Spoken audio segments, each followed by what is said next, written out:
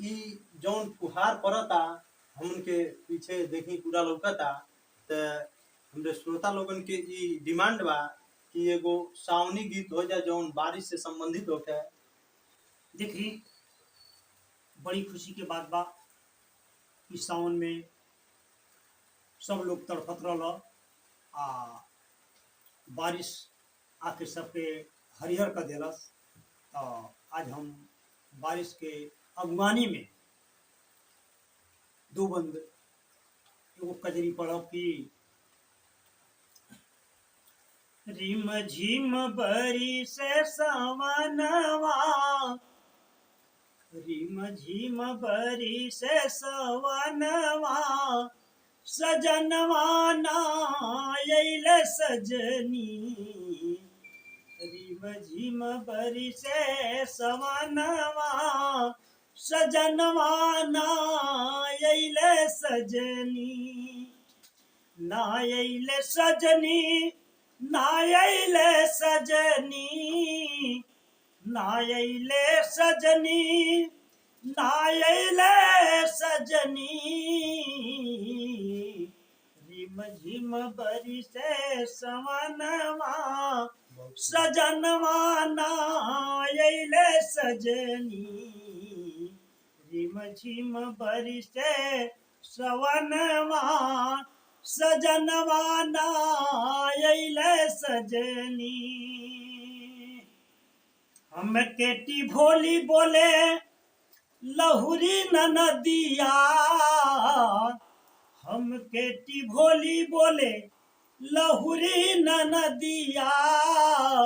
लहुरी ननदिया हो, लहुरी ननदिया।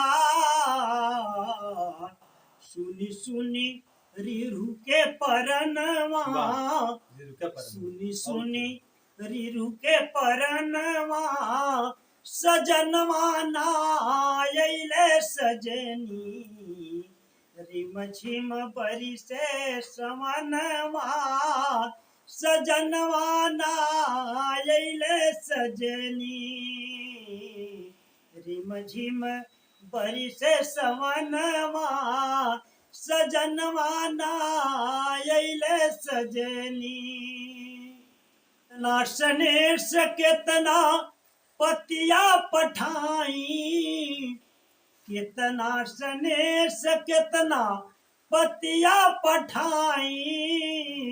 कबहू ना भेजले बयनवा, सजनवा नायल सजनी।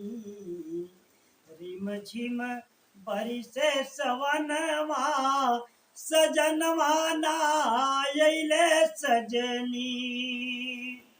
बनवा में बोलेला मोरवा पपीहरा, बनवा में बोलेला मोरवा पपीहरा। मोरवा पपीहरा हो, मोरवा पपीहरा।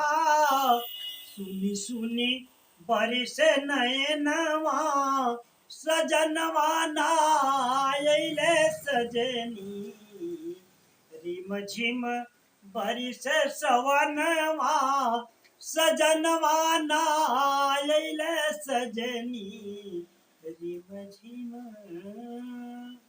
तुमका लोगन सुनत रहनी है जा उगम चौधरी मगन जी से समसामयिक रचना कजरी, जौन अपने माटी के बोली के रचना बा, जौन विलुप्त होत रचना बा। ते रउआ लोगन से निहोरा बा, विनती बा, चिरौरी बा कि ये वीडियो के अधिक से अधिक लाइक शेयर और सब्सक्राइब चैनल के जरूर करी जा। नमस्कार।